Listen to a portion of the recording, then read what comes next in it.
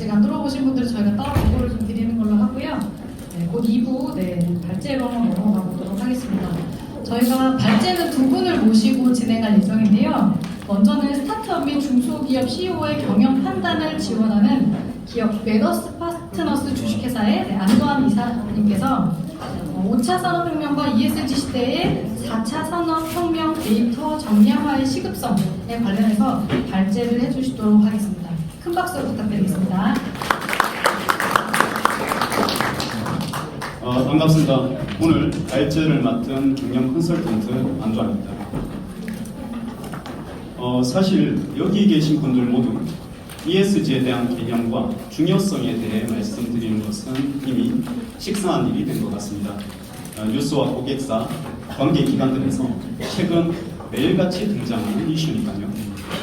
단지 이제부터는 그것을 구체화하고 시스템화해서 지속 가능하고 강제하겠다는 것일 뿐입니다. 단순한 말이지만 어찌 보면 여기 계신 기업 대표님들께는 무서운 말이죠. 특히 자동차, 철강, 전자, 바이오 등 당면 업종의 경우에는 지속 가능하지 않은 기업에게는 계약도, 투자도, 구매도 더 이상 하지 않겠다라는 다소 과장하자면 비즈니스적 사용 선고로까지 여겨집니다. 실망스러우시겠지만 저는 여기 계신 다른 분들과 달리 ESG 전문가가 아닙니다. 저는 스타트업 투자와 중소기업 디지털 전환 분야를 중심으로 기업의 기업 경영 판단을 돕는 저작거리의 흔한 경영 컨설턴트에 불과합니다. 반면 근데 이런 저 또한 최근 ESG에 대한 현안을 당면하게 됐습니다. 미국 증권거래소나 블랙독 같은 세계 최대 자산 운용사뿐만 아니라 이제 한국의 주요 투자기관들에서도 또한 너나 할 것 없이 투자 심의서 말미에 ESG 및 소셜 임팩트, SDG에 대한 기업 보유 지표를 요구했기 때문입니다. 일선 기업 대표님들은 혼란에 빠졌습니다. 그럼 당장 내년을 위해서라도 ESG를 해야 할 것 같은데 정부의 업종별 가이드라인은 굼뜨기만 하고 각종 지원기관에 도움을 요청하셔도 대상 업종이 아니라든가 컨설팅을 받아도 몇 달 내도록 기업 진단만 하고 있으니 뭐가 어떻게 돌아가고 있는지도 잘 헷갈릴 수 있습니다. 심지어 이 와중에 정부는 CFE, 무탄소 에너지를 정책으로 내세웁니다. 이번 정부가 밀고 있는 원전 사용이 가능하기 때문이죠. 탄소 저감도 못하고 있는 마당에 무탄소를 하라니 걷지도 못하는데 뛰라고 하는 것 같아 혼란은 더욱 가진 겁니다. 그래서 그런 기업 대표님들이 저한테 찾아오셔가지고 ESG 대체 어떻게 해야 되냐라고 물으시지만 저는 모르겠다고 답해드립니다. 당연하죠. 해당 기업이 현재 탄소 배출량은 얼마인지, 원부자재 사용량은 얼마인지, 불량률은, 생산 효율, 설비별 에너지 사용량은, 작업자별 생산 멘탈, 롯드별 재공, 기업의 원가 배분 기준, 이런 정보를 하나도 갖고 계시지 않는데 저한테 ESG를 어떻게 해야 하냐고 물으셔봤자 저로서는 해드릴 수 있는 조언이 없는 거죠.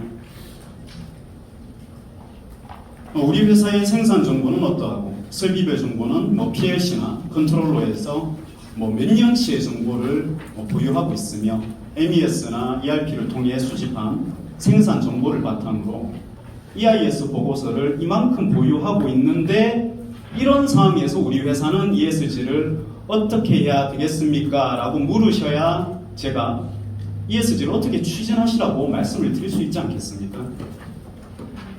예를 들어서 사람이 다이어트를 하겠다고 저한테 찾아왔는데 지금 몸무게가 몇 킬로인지 인바디상 체지방률이 몇 %인지 그런 것도 모르는데 제가 어떤 운동을 하셔가지고 몇 킬로를 줄이시면 된다고 무슨 조언을 드릴 수 있겠습니까? 먼저 자기 기업에 대한 정량화가 되어 있으셔야 합니다. 문제를 알아야 처방이 가능합니다. 재밌는 사실은 이렇게 기업의 경영 정보가 정량화되어 제시가 가능하신 대표님들은 이미 스스로 ESG를 어떻게 추진할지에 대한 인사이트를 갖고 계세요. 그러니까 저한테 물어보실 일이 없게 되는 겁니다. 자연스럽게 알아서 하실 수 있게 되게 되는데 이게 바로 지난 7, 8년간에 걸쳐 진행된 한국의 인더스트리 4.0, 즉 4차 산업혁명에 의한 제조혁신의 바람직한 결론입니다. 또 어떤 분들은 유럽연합에서 ESG 관련 공급망 실사 의무를 너무 갑작스럽게 예고했다. 그래서 분석이나 준비를 할 시간이 없었다. 이렇게 말씀하시는 분들도 계신데 사실은 그렇지 않습니다.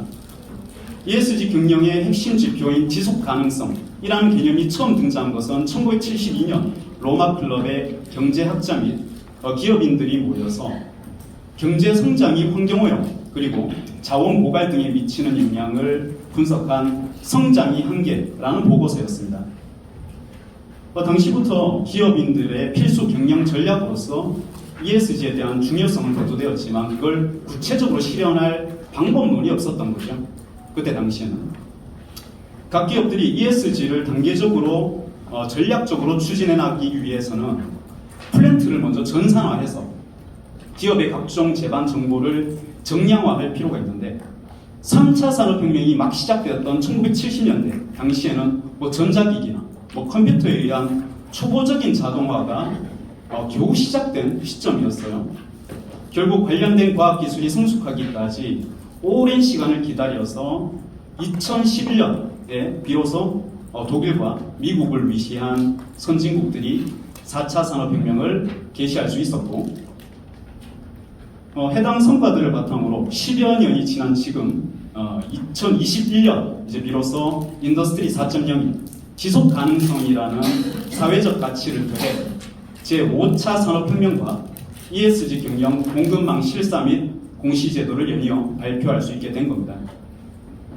다소 결칠게 표현을 좀 드리자면 4차 산업혁명이 추진된 지난 10년간 그 ESG 경영을 위시한 제5차 산업혁명으로 넘어갈 수 있도록 추진력을 얻기 위한 과정이었을 뿐이며 4차 산업혁명 시대를 효과적으로 대응한 기업에게 ESG라는 것은 그간 취합한 경영정보의 첫 번째 활용처에 불과한 셈입니다. 4차 산업혁명을 한마디로 말하자면 빅데이터입니다. 인공지능이니 로봇이니 IoT니 인더스트리 4.0을 대표하는 개념 기술들은 많죠. 하지만 단적으로 표현하자면 그 모든 기술들 모두 4차 산업혁명에서는 우리 기업의 모든 제반 정보를 로우 데이터로 전산화해서 보유하도록 해주고 그렇게 확보한 로우 데이터를 텐서플로우나 여러분 파이토치, 챗GPT 이렇게 발전된 인공지능 기술들을 분석해서 빅데이터로 전환하는 이 일련의 과정이 바로 4차 산업혁명의 핵심이자 지난 몇 년간 우리 정부가 추진한 제조혁신 스마트 팩토리 지원 사업의 핵심 목표입니다. 예를 들어보자면 제가 수행했던 한 기업이 3년 전부터 이미 스마트 팩토리 고도화 수준을 도입했습니다. 해당 기업이 보유한 각종 설비들의 PLC나 컨트롤러를 통해서 설비의 오늘 하루 생산 수량부터 전압과 전류는 초당 얼마가 흘렀는지 사용된 원재료와 부재료의 수량은 얼마인지 중간에 작업자가 생산을 쉰 유효 시간은 몇 분이 안 되는지 발생해서 폐기한 불량 수량은 몇 개인지 이런 것들이 이제 자동으로 집계가 되는 세상이 됐다는 거죠. 설비가 도입된 지 너무 오래돼서 데이터 연동을 할 수 없는 그런 공정도 있을 거예요. 그런 경우에는 사람이 직접 일부 정보를 태블릿 PC나 키오스크 등에 탑재된 POP 시스템을 통해서 직접 전산화 데이터로 입력을 합니다. 이제 이 회사의 중간 관리자들은 퇴근 3시간 전부터 막 공장을 돌면서 전화하고 카톡하면서 오늘 생산 몇 개 했니? 오늘 유시간이 몇 시간이니? 이런 거 귀찮게 수집할 필요가 없게 됐다는 거죠. 대표님들 또한 중간 관리자들 닥달해가지고 오늘 보고서 기다리실 필요가 없는 시대가 된 겁니다. 자동화 시스템에 의해 그 모든 정보를 초 단위로 최소한 분 단위로 자동 수집하고 있을 뿐만 아니라 오늘의 라인별, 작업자별, 제품별 생산 정보와 생산 효율 등 경영의 주요 지표들을 클릭 한 번으로 조회할 수 있는 그런 시대가 되었습니다. 이러한 데이터가 쌓이면 우리 기업의 원부자재 사용량은 얼마인데 향후 증가할 것인지 감소할 것인지 추세와 원인의 도출이 가능합니다. 이게 바로 빅데이터입니다. 이로써 KESG 가이드라인 2-2-2 항목이 해결되겠죠.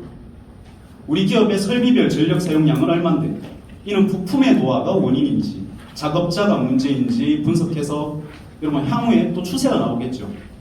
이게 빅데이터입니다. 이로써 KESG 가이드라인 2-2-3 항목이 또 해결돼요. 같은 제품을 생산하는데 A 작업자는 100개 생산에 유효시간이 1시간인데 B 작업자는 90개를 생산하는데 유효시간이 2시간 나와요. A 작업자한테는 인센티브라든가 유연 근무제를 제공해주고 B 작업자한테는 경고해서 다른 공정으로 배치를 변경합니다. 이게 바로 빅데이터예요. 이로써 KESG 가이드라인 S-2-45 항목의 판단 기준이 제시가 돼요. 재무적으로만 판단하던 제품별 원가를 롯들을 기준으로 한 실제 수량과 생산 시간에 근거해서 명확한 생산 원가를 도출하신다면 회계 감사 때마다 불일치해가지고 막 맞춰놓기 급급했던 EIS 보고서 이제 투명하게 공개하실 수 있게 될 겁니다. 이게 바로 빅데이터예요. 이로써 KESG 가이드라인 G-1-5 항목의 일부 요건이 해결됩니다. KESG 가이드라인 최고 단계나 최고 수준의 말끝마다 IT와 시스템에 의한 관리라는 표현이 계속해서 반복되는 이유를 이만하면 아시리라 생각됩니다. 이렇듯 ESG 경영은 제4차 산업혁명의 마지막 결론이자 제5차 산업혁명의 첫 번째 출발점인 것입니다.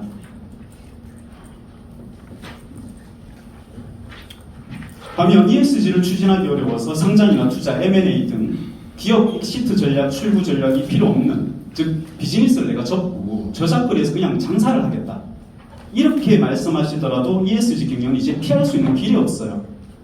안타깝게도 2016년 독일은 4차 산업혁명, 즉 인더스트리 4.0을 바탕으로 아르바이트 4.0, 즉 4차 노동혁명 정책을 추진 중에 있습니다. 이 또한 우리나라도 언젠가 피할 수 없는 세계적 트렌드로서 당면하시게 될 텐데, 이때가 되면 ESG 경영은 제조나 대기업만의 이슈가 아니라 우리 삶 속에 스며 있는 모든 산업과 서비스로까지 확대되기 때문입니다. 늦었다고 생각하셨을 때가 진짜 늦은 겁니다. 더 늦기 전에 대책을 마련하셔야 합니다. 지난달에 아리백 관련 기업 지원 플랫폼 구축 법안을 발의하셨던 국회 산업위 김용민 의원님을 만나서 해당 법안의 본회 일정에 대해서 여쭤보고 현장의 ESG 혼선에 대한 현실을 전달드리기도 했으나 심화되는 여야 간 갈등 속에서 가시적인 시점을 짐작하기는 어렵죠. 그렇다면 위기가 곧 기회입니다. 불황이 R&D의 최적기인 것처럼 ESG를 비롯한 5차 산업의 물결이 몰아치기 전에 제4차 산업혁명의 전산업, 정량화 과제를 시급하게 수립하십시오. 첫째, 제조 설비를 운영하는 기업의 경우 설비 PLC 및 컨트롤러 연동을 통한 IoT 데이터 수집 채널을 전체 라인, 전체 공정 기반 시설에까지 확대하십시오. 우리 기업의 정확한 에너지 사용량, 부하량, 원부자재 사용량, 생산량, 물량 수량, 생산 시간 효율 등 각종 로우 데이터들을 확보해서 빅데이터로 정제하셔야 합니다. 이게 바로 디지털 트윈, 메타버스의 산업화 버전입니다. 둘째, 설비가 아닌 인력에 의한 공정 또한 POP 시스템을 적극 도입해서 생산 효율을 측정하십시오. 그리하여 눈대중이 아니라 정밀한 수치에 의거한 롯들별 재고 관리를 실현하십시오. 이를 통해 회사 내에서 잠자고 있는 제공 재고와 로스율, 자재 소요량을 예측할 수 있는 MRP 등 측정할 수 있으셔야 합니다. 이러한 시스템의 활용만으로도 유럽 고객사들이 현장 시사 오셔가지고 인정하는 모습 현실에서 보실 수 있게 될 겁니다. 셋째, ERP나 MES와 같은 전사적 자원관리, 제조환경 시스템을 적극 도입하십시오. 특히 다품종 소량 생산을 영위하시는 중소업 중견기업에서는 하다못해 BOM이나 작업 조건 등 최소한의 기초정보라도 부디 아카이빙 해두셔야 합니다. 사내 숙련 작업자들에게 휘둘리고 계시진 않습니까? 그간 숙련 작업자들에게 신입 직원들이 불필요한 관행에 시달리고 있지는 않습니까?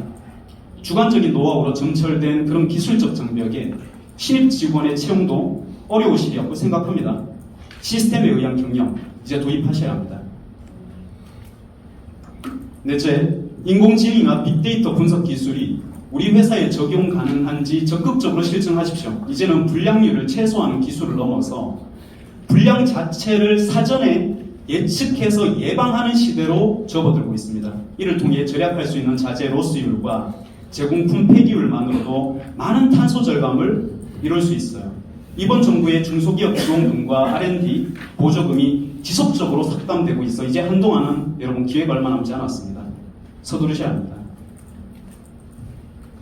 이미 스마트 팩토리나 스마트 공방, 스마트 헬스업 등 디지털 전환을 도입하신 바 있는 기업 대표님들께서는 그간 육성한 스마트 팩토리 전담 인력이나 전담 부서를 ESG를 담당할 TF로 역할을 육성하심으로써 다음 물결에 대비하십시오. 디지털 전환을 제대로 수행하셨다면 그들이야말로 기업의 정량적 데이터를 가장 잘 이해하고 있는 내부의 자원들입니다. 이상 발제를 마치면서 처음 제시했던 ESG는 어떻게 대비해야 하는가라는 질문에 다시 한번 답해 드리겠습니다.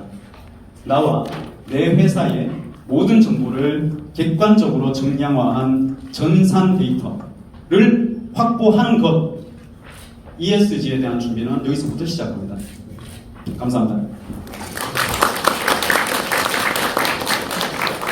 윤호환 이사님의 발제 잘 들었습니다. 사실 이제 본 포럼을 준비하면서 이사님과 많은 논의들을 좀 했었는데요. 저희가 지금 하고 있는 모든 기업의 그리고 공공기관에서 하고 있는 모든 내용들을 데이터하고 전산화하고 또 아카이빙 해두지 않았을 때 1년, 2년 지금 5차 산업혁명을 이야기하는 마당에 측정이 잘 되지 않는 거죠. 이 부분에 대한 시급성을 이야기할 수 있는 이 자리만으로도 본 포럼의 의미가 있다 이제 말씀을 주셨는데요. 기업 대표님들께서는 이 부분 잘 참고하시면 좋을 것 같습니다. 네, 이어서 발제 듣도록 하겠습니다.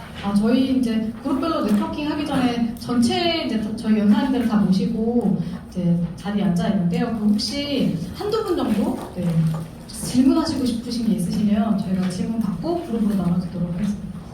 혹시 발제나 강연 들으시면서 좀 궁금하셨던 부분 있으실까요?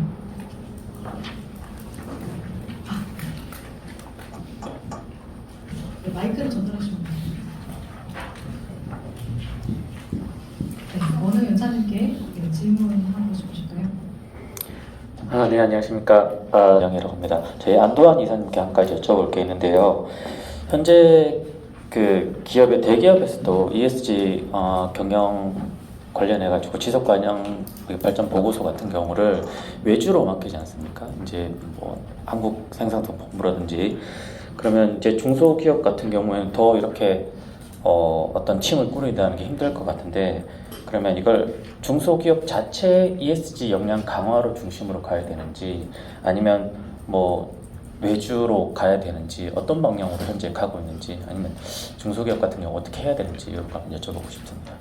안도환 이사님 간단하게 답변을. 간단한 답이 안 되는 질문입니다. 이 유형마다 다를 것 같아요.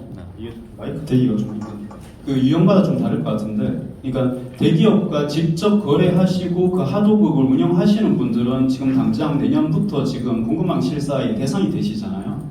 그 부분은 어쩔 수가 없어요. 일단 그 상위 벤더에서 요구하는 부분들을 그 가이드라인에 따라가셔야 됩니다.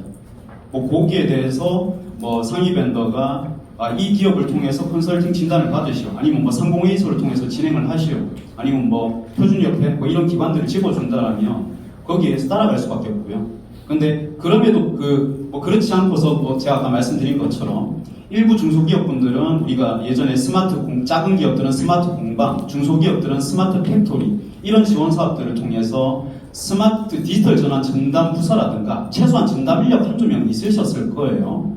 지금 안 하셨으면 큰일인데 어쨌거나 그 인력들을 또 전환하셔서 내부적인 전담 인력으로 변환하라는 말씀을 아까 드렸습니다. 그러면 내부적으로도 그런 정량화 작업이 가능하겠죠. 근데 중요한 것은 그 뭐 정부의 지금 산자부의 가이드라인을 따르시든 아니면 대기업의 가이드라인을 따르시든 아니면 자체적으로 뭔가 준수의 수치를 잡으시든 간에 무관하게 내가 그거를 아까 뭐 탄소 에너지 얼마를 줄이려면 내가 지금 탄소를 얼마 쓰고 있는지 알아야 될 거 아니에요. 불량을 내가 몇 퍼센트를 감소하고 싶은데 그럼 내가 지금 불량률이 몇 퍼센트인지 아셔야 될 거 아닙니까? 재고율을 내가 재고 회전율을 더 감소시키고 더 증가시키고 싶은데 지금 재고조사 여러분들 로드뷰 실사하시는 분들 계시나요? 드물잖아요. 이러한 종류의 전산화, 즉 디지털 전환에 의한 정량화가 선행되지 않는 한은 그 어떤 외부 조직에 의해서든 외주를 통해서든 내부 인력에 의해서든 그 길은 험난할 것이다. 제가 그런 기업들을 수백 개를 봐왔다 라는 말씀을 드리는 겁니다. 그래서 지금 질문에 다시 한번 답하자면 방법은 중요하지 않습니다. 그런 상공회의소나 이런 기관들에서 해주시는 것도 그 정량화 작업을 해주시는 거예요. 그래서 컨설팅한테 몇 달씩 걸리는 거예요. 석 달씩, 넉 달씩 걸리는 이유가 그게 안 돼 있으니까 그 작업부터 해드리기 위해서 오래 걸리는 겁니다. 그래서 그게 돼 있으면 답도 빨리 주어지겠죠. 내가 뭘 바꿔야 하는지. 이렇게 드리면 좀 답이 될까 모르겠습니다. 네, 감사합니다. 네, 한 분 정도 더 질문 받고 그룹으로 나눠드리도록 하겠습니다. 네. 네. 네, 안녕하십니까. 다른 게 아니고 안도환 이사님께 한번 여쭤보고 싶은 게 있는데요. 저희가 저희 센터에서 중소기업들 지원들을 좀 많이 기술 지원이라든지 환경 관련된 기술 지원들을 많이 하고 있습니다. 그래서 내년에는 이제 ESG 관련된 이제 기초 메뉴, 1차적인 매뉴얼을 먼저 초기에 배부를 좀 할까 생각해서 작성을 하고 있는데요. 이때 1차적으로 맨 처음에 알아둬야 될 그런 부분이 제가 생각할 때 뭐 지속 가능성 개념이라든지 아니면은 그 안도환 선생님께서 말씀하신 정량화라든지 아니면은 그 위기감을 고양한다든지 뭐 식습성에 대한 위기감을 고양시키는 뭐 그런 방법이라든지 이런 게 여러 가지가 있는데 가장 우선적으로 중소기업들한테 알려줘야 될 게 어떤 건지 그거 한번 좀 알고 싶습니다. 예, 이것도 간단하게 힘든데 요 얘기만 사실 한 2시간 해야 돼요. 아까 앞서 질문 주신 분들도 마찬가지지만 글쎄요. 위기감은 더 주실 필요가 없을 것 같아요. 개념도 사실 지금 중요치 않습니다. 여러분, 메타버스와 더불어서 한마디로 이것이 무엇인지를 서술하기 가장 힘든 분야가 ESG예요. 그러니까 메타버스가 여러분들 그 하위 구조들 AR이니 미러월드니 뭐 VR이니 이런 것들이 합해서 메타버스가 되는 것처럼 근데 우리가 메타버스 뭐예요? 라고 물으면 할 말 없잖아요. 대답 못하죠. 정의가 안 내려져 있어요. ESG도 마찬가지예요. ESG에 대해서 뭘 해야 되고 뭐 환경보호하고 사회적 책임하고 경영 이거 해야 될 과제들은 알지 ESG가 뭐냐고 묻는다면 그거 한마디로 답변할 수 있는 분 여기 계십니까? 전 정의가 안 된다고 봐요. 그런 분야 중에 하나이기 때문에 정의는 중요치 않다. 그리고 시급성 중요치 않습니다. 왜? 당장 안 하면 어떡할 거예요? 당장 내년부터 어떻게 하실 거예요? 대상업종 내가 여기 절대 나는 대기업과 단 1도 엮이지 않고 기업 활동에 영위할 수 있다? 불가능합니다. 대한민국에서 안 돼요. 그렇기 때문에 그런 부분들도 저는 좀 옵셔널할 사항이라고 생각을 하고요. 제일 확실한 것은 산자부에서 사실 업종별 가이드라인을 주신다면 가장 좋겠죠. 이 업종은 ESG 이렇게 하시고요. 저 업종은 ESG 어떻게 하세요라는 가이드라인을 참 주시면 너무나 감사하겠는데 지금 수립 중이죠. 정권이 바뀌면서 25년까지 나오신다는데 지금 뭐 명확치 않고요. 근데 지금에 있는 KESG 가이드라인이라도 저는 먼저 숙지를 하시길 바랍니다. 이게 지금 어쨌거나 그 KESG 가이드라인 여러분 검색하시면 일부 기능이 멈춰있긴 한데요. 거기에서 결국은 뿌리 내려갈 수밖에 없어요. 거기에 각종 항목들 있지 않습니까? 기초 항목들과 심화 항목들이 있는데 일단 지금 말씀 주신 분처럼 지금 막 시작하는 좀 중소기업이라든가 아니면 스타트업들 같은 경우에는 기초 수준에 대한 준수가 일단 먼저 이해가 되셔야 되고요. 그게 이해가 되면 그럼 내가 우리 회사가 어떤 기업 유형인데 뭐부터 준비를 좀 정량화를 전산화를 이렇게 하면 되겠구나라는 감이 오실 거 아니에요.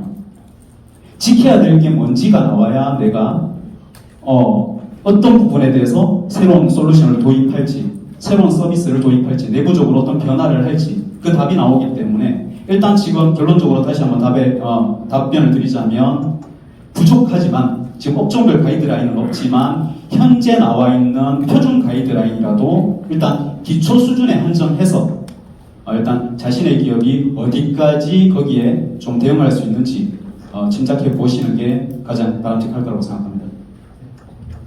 네, 감사합니다. 저희가 사실 약속드린 시간이 있어서 그룹별 네트워킹 하기가 약간 좀 애매할 수 있을 것 같아서요. 혹시 저희가 신청서를 통해서 사전 질문을 이렇게 좀 받았었습니다. 그래서 먼저는 이제 연사분들께 다 동일한 시간을 드리기 조금 어려울 수 있긴 한데, 네, 감사합니다. 네. 저희 안도환 이사님께서는 2개의 질문 답변을 해주셔가지고요. 저희 이후에 이제 명함 나누시면서 따로 또 질문 드릴게요. 이상 죄송합니다. 아니, 좋습니다. 네. 이세찬 국장님, 네, 한 2가지. 아, 그래요? 아예 없나요, 그러면? 이후에 저희가 명함 나누는 시간 따로 네, 드리도록 하겠습니다. 네. 국장님 2가지 정도만 질문 네, 답변해 주시면 감사하겠습니다. 이사님이 되게 준비하고 계셨던 것 같은데. 열심히 썼거든요. 네. 제가 하나만 하고 하나 하실 시간 네, 동안에 감사합니다. 많은 답변 드리겠습니다. 네, 감사합니다. 네, 안도환 이사님 2 질문 중에 한 가지 네, 답변해 주시면 감사하겠습니다. 아니 뭐 제가 답변을 하고 싶어 하는 사람처럼 보이는데 아니 저는 당연히 제 선생님 좀 그냥 썼을 뿐이고 짧게 말씀드릴게요. 제가 2가지 말씀드리려고 하는데 하나는 5차 산업혁명의 전개와 전망. 5차 산업혁명 이미 시작되었습니다. 그죠? 2016년부터 독일에서 시작을 했고요. 뭐 우리 주변에 볼 수 없다고 이게 되지 않고 있는 게 아닙니다. 4차 산업혁명 독일에서 2011년에 시작하고 미국, 일본에서 12년, 13년 따라가다가 대한민국 현재 왔죠. 16년, 17년쯤 왔죠. 대충 그 정도 텀이 있을 거예요. 5차 산업혁명 2021년에 시작됐으면 여러분들 살갗에 느껴지는 시기는 아마 2026년, 27년쯤 현대차가 더 이상 내연기관 차량을 생산하지 않는 그 시점쯤 여러분들도 이제 감이 오실 거예요. 완전히 운전하실 때 손을 떼고 자율주행 차량 레벨 4, 5를 보실 때쯤 이제 감이 오실 거예요. 5차 산업혁명 시작하고 있었네? 나 왜 몰랐지? 이렇게 돼버리는 겁니다. 그렇기 때문에 어떻게 전개될 것이냐? 이미 전개되고 있다. 그래서 아까 제가 뭐라고 말씀드렸죠? 4차 산업혁명부터 빨리 하셔야 됩니다. 기업 대표님들은 기민하셔야 돼요. 빠르게 트렌드에 대해서 판단하시고 이게 글로벌 메가 경제 트렌드라면 빠르게 수용하셔서 내가 살아남을 수 있는지 적응할 수 있는지에 대한 타진이 필요합니다. 그 말씀을 일단 드릴 수 있을 것 같고 대구의 ESG 사례가 궁금해요. 제 기준에서 없습니다. 제가 전국적으로 기업들을 1년에 많이 만날 때는 700개 정도를 만나요. 기업분들을. ESG를 진정한 의미에서 ESG 하고 있는 기업을 만나보냐고 물으신다면 없어요. 전부 다 ESG 어떻게 하고 계세요라고 여쭤보면 저희 ISO 14001 땄어요. 뭐 저희 뭐 후원 뭐 기부 얼마 했어요. 그게 우리가 지금 ESG 유럽 EU에서 요구하는 그 수많은 항목들을 다 감안할 수 있나요? 없죠. 진정 의미에서 ESG를 하고 있는 사례가 있느냐라고 물으신다면 없다. 그래서 제가 아까 말씀드린 것처럼 기업에 대한 정량화가 우선되어야 합니다. 여러분들 세계적인 투자의 기제라고 생각하면 오랜 버핏 생각하실 건데 레이 달리오라는 훨씬 또 현장에서 유명한 분이 계신데요. 이분이 또 저서가 원칙이라는 저서를 한국에도 발간된다 한번 보시면 좋은데 모든 것을 데이터화해서 경영하는 것을 오랜 예전부터 이미 하고 계신 분이 계세요. 하다못해 직원들, 내가 데리고 있는 직원들을 점수를 하나하나 매겨요. 이 친구는 서류 작성은 몇 점, 유연성은 몇 점, 친구들하고 소통은 몇 점. 이렇게 야구 카드 같이 만들어가지고 회사를 운영하는 모습들을 보실 수 있을 겁니다. 그래서 제대로 ESG를 하고 있는 대부분의 사례가 궁금해요. 전국적인 사례도 저는 찾기 힘들다. 대기업마저도 지금 가이드라인을 만들고 있다. 라고 말씀드리겠습니다.